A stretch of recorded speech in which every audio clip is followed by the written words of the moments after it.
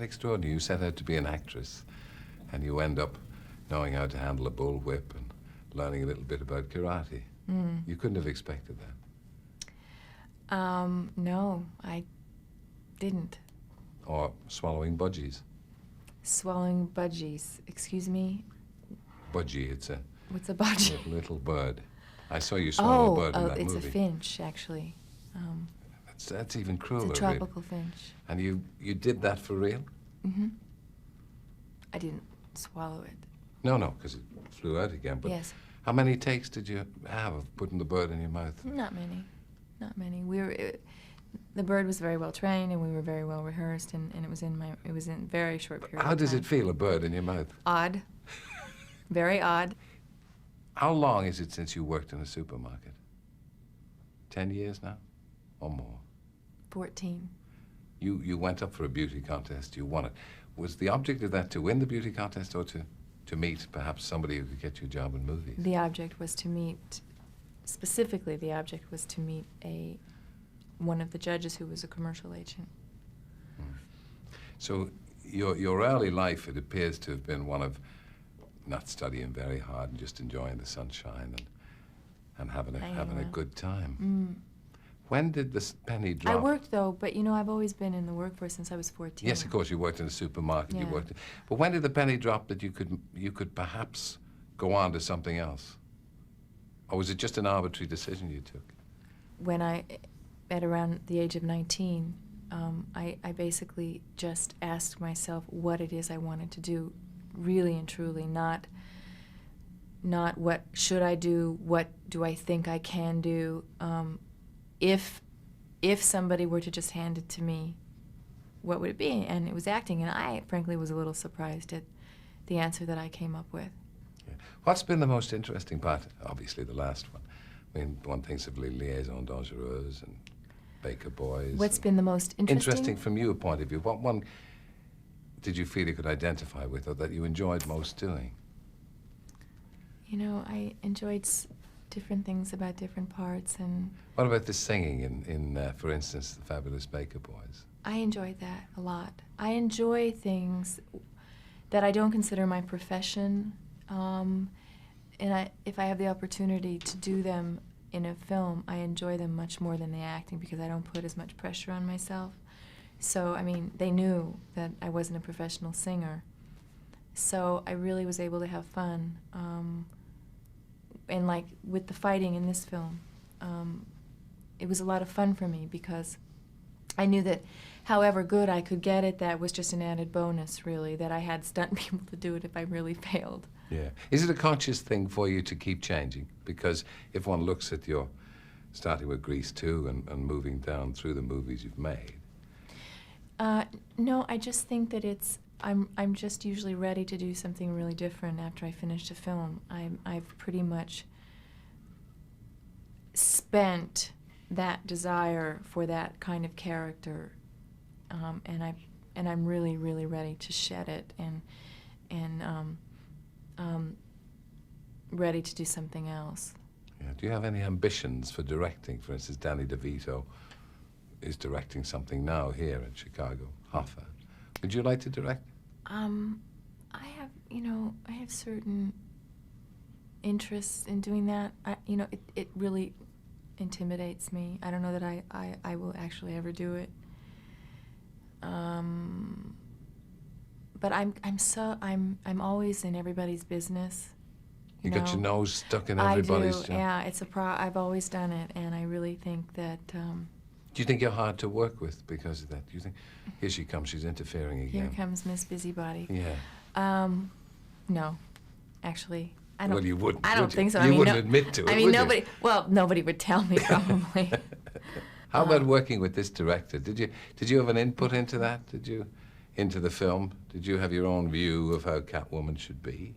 Really, it was a discovery, and the character was pretty clearly drawn. Which one of the? Because she's not just schizophrenic. I think there's 3 sides to this character. 4, really. 4. What's the other one? I don't know if I should really get into this specifically, because I really don't want to spoil it for people. Oh, I'm sure you won't. I'll tell you after. Michael, the last time I think we met, you said that if you never saw another flying rodent again as long as you lived, it would be too soon. Except for bats. No. Yeah, I was. You were right. I was at that point, I was ready just to, but that was 3 years ago. So here we are. And what lured you back? The idea that Tim Burton was directing the sequel, I had never played a character 2 times before. The idea the story was good, and it was time to do it. Just time to do it again. Do you have the same kind of view as Tim Burton? Yes.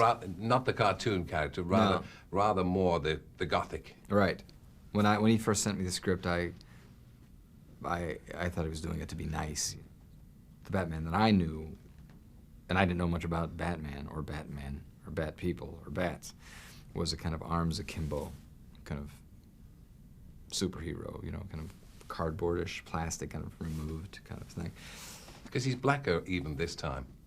He Oh, used yeah, that word this again time. than the last time. Yeah, yeah, yeah. He's more schizoid even. Well, the first time we sat down and talked about a sequel or another Batman, because it really is just another movie, I said, I don't want more to do, but I think we should make it richer. Make everything that I do a little richer and crisper and cleaner. And I also kind of wanted to lighten him up a little bit. So there are moments where, there are a few more humorous moments, even though sometimes the comedy is black. I lightened him up a bit. You know? Hard to act in that suit, obviously. It's hard to work in the sense that it's, I mean, as an actor, you can't really hear clearly. Your peripheral vision is limited. You've kind of got hooded eyes, and you can't move very well. It's very constricting on your, from actually the top of your head to the tip of your toes. And that works for the character in terms of finding an isolation, which was great. Because I noticed when I was in London doing the first one, I was on the set, and I felt very far away from everybody, and I thought, this is kind of cool. So I just kind of let myself disappear, because the character is actually a person who hides behind things, and even Bruce Wayne keeps himself at a distance, and because of what his background is, he's a very isolated, kind of distant man sometimes. So that was fine. Practicality, in terms of, you know, practically working day to day, not being able to hear and see has its obvious drawback, because we'd be working and there'd be generators blasting sound and air being forced into the room, and noise, and Michelle couldn't really hear very well out of her suit either, so we'd be 30 feet away sometimes doing a scene, and I'd pretty much just watch her lips, and I'd say, yeah, she looks like she might be finished. You know, and I try to time it for that and have the same intensity and the same intention, you know, hoping that I wasn't stepping on her lines or she wasn't going to say something else, because I couldn't really hear her tell. And it was everything I could do not to be in a scene to kind of go, sorry. Do you find yourself more receptive to high-pitched whistles now? Yes, I do. That's the great irony of this thing. Bats exist in a world of sonar, and they have, and I playing a bat and I can't even hear, which I find kind of great. They also decided to try to put a zipper this year to kind of aid making a trip to the bathroom, which kind of worked, except sometimes there were camera angles where you would seat the zipper. So instead of breaking down the lighting setup and having everyone kind of adjust so that we didn't see the zipper, I would try to adjust my body, which would, you know, I'd be doing kind of a macho kind of Batman thing, and I'd say, are you seeing zipper? Okay, hold on a minute. And find myself sitting like this. Which, you know, doesn't work for the character a lot. You gotta want this kind of thing, and I'm giving you a lot of Well, you this see, little bats cake. don't care about zippers, they just let it go, don't they? In mid-flight sometimes. Yeah, all over the place. You were originally a comedian, weren't you? I mean, that's where you started Yeah. stand-up. I mean, I was an actor doing primarily very limited stage work, and I mean, really limited stage work, and doing comedies, and then I started to do stand-up, writing my own material. How do you feel the way it's gone? It can't have gone the way you thought it would. Well, not in terms of playing a character like Batman. I mean, that had the impact over the world that it has. No, I mean, I would have never guessed that, and that wasn't anything I was looking for. But having a background in comedy and being through that was a real plus, because that's that's a war out there, you know, and you're a grunt, as they called them in Vietnam, you know, if you're going out there in the front lines fighting a real fight that most actors don't know about. Yeah. And there are real pluses to that. Your real name is Michael Douglas. Why didn't you stick with that? Because there were two people in the union, one of them, Michael Douglas, who had that name.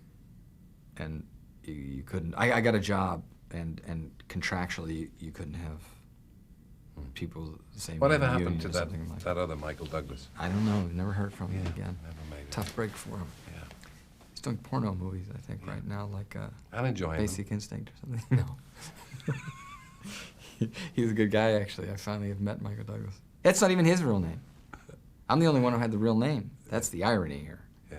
Yeah. There was a talk show host. His name wasn't Mike Douglas. His name was something else. Michael Douglas's real name, his father's name, was something else. My name's Michael Douglas. They made me change it. I think something should be done about this. Yes. Want to start now? Are you pleased with the end result of Batman Returns? A hard question to ask. Well, you a know, director. I always think of the movies, the things that I've done is kind of like my weird children in a way. I mean, I love them. Yeah, they may have little flaws here and there, but I'm happy. I do like this very much. Having seen it, it's even more than the first one. It's gothic, isn't it? It's Yeah, like kind of like a horror movie. Well, that's what that's what attracted me to the world of Batman. I think it was, I wasn't a big comic book fan, but this world with these weird characters at night in the city, it had a very interiorized, almost like you're in somebody's mind in a way, and I enjoyed that about these characters, and that it's not simply good and evil. There's characters with split personalities, and there are all these weird crossovers, and I just, I like that about this material. Yeah, I mean, it's based originally on a cartoon, but there's not that many laughs in it. Well, you know, comics are weird, you know. Comics are it's a funny word, isn't it? Because most comic books, even throughout the history of comic books, weren't that funny. I mean, it's a weird word for it, isn't it? Yeah, I think perhaps people forget that it was the television series that changed the image of Batman. Yes. Because when Batman started as a Yes. comic, it was based on a bat, Yeah. which is an eerie kind In fact, of animal. sometimes it was much more hardcore than even the movie in a way. And I think that, well, you know, and that's what's so strange about this material is like comic book fans, you know, don't like the TV series. People that know the TV series don't even really know about the comic book. So it's like these weird factions that are out there. And so that's why we just try to make something, our own kind of movie, and try to be true to the spirit of it, but see what happens. Gotham City looks like an apocalyptic vision of what a city may turn out to be. Where is it placed? Where is it? Well, you know, that's, again, it's what's great about this material is that it's all kind of symbolic. You know, it's like to me it works in the same way, the same reason I like certain myths or fairy tales. It's like real heightened, weird images that you you know, you can thematically, you know, what's happening to our world, what's happening to our cities, how are we changing, what are people like, you know, how weird is it getting? And what's really weird to me is that we did this movie and stuff, and for as unreal as it is, I don't know if it's because I'm working on the movie, but I find all these weird connections with the politics that are going on, with what happened in LA and this horrible looting. And I mean, actually, I think if the Penguin ran for president, he might actually win in our country. Well, yes. I mean, if current form is anything to go by, he seems The to have outsider. had a chance. You have a fondness for the bizarre, don't you? You have a fondness. Were you brought up on fairy tales? Because that's exactly what it is. It's your films are kind of the princess pricks her finger with the needle and falls into a trance. I think I've always responded to them. I don't know if I read them specifically. I was much more, I grew up much more on the kind of horror movies and monster movies and things, which, you know, for me and growing up served as fairy tales. You know, it served the same purpose in that way for me. Vincent Price was a great hero of yours. Yeah. You know, he sort of, those kind of movies really kind of, you know, those kind of movies were much more positive for me in terms of understanding abstract feelings than they were negative. Now, would you be happy for children of any age to see Batman Returns? I do believe that they have their own barometers, you know, and if they are freaked out about something, then they'll leave. Yeah. You know? I imagine that people say that there's a lot of violence in Batman, isn't there? A lot of explosion, a lot of killing. It's weird though. You know, there are two sides to those issues, I think, and maybe it does have some effect on society and our culture.